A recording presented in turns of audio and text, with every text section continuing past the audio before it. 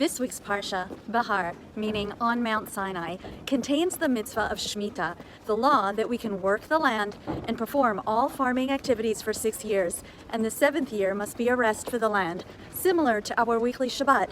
6 days we work, and the 7th is a day of rest for us.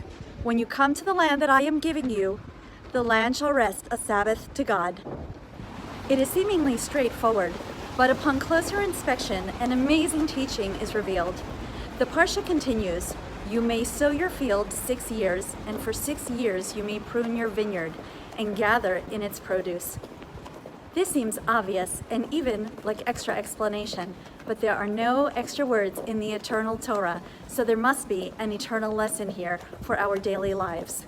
We learn that the mitzvah is not about working and then resting, but actually that by first pausing from our activities in the mundane world and focusing on the holy aspects of our lives during a period of rest, then a blessing will come afterward and infuse our work that follows with abundance. We also learn that by consistently pausing from mundane needs, we strengthen our faith with the realization that all blessing comes from God, as God declares, "I will command my blessing for you in the 6th year, and it will yield produce for 3 years. Why 3 years? Because God's blessing will not only supply us with enough produce for the 6th year, but also for the 7th year when we don't work the land, and even for the following year when nothing will grow that year, since the land will not have been worked the year prior. Thus, we learn to rely completely on God, that He sustain us in a supernatural way. As David, Israel's first king 3,000 years ago, wrote in the book of Psalms, "The earth and all therein is God's."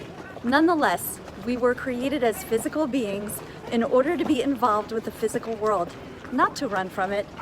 That is why, as we read in the account of creation, that God is referred to with the divine name Elohim, the gematria of which is Hateva, nature. This name refers to the way that God is somewhat revealed, but mostly hidden in nature. Our involvement in the world allows us to complete our work of avodat habirurim, refining and elevating the world around us. And every 6 days and every 6 years, there is a period of rest, which actually is the impetus that allows us to achieve an improvement in the world. This incredible mitzvah is kept physically only in Israel, but its spiritual nature is pertinent all over the world. It will not only keep us from being overwhelmed by the daily stresses and involvements we may face, but will help us transform our lives and the world into the best they can be.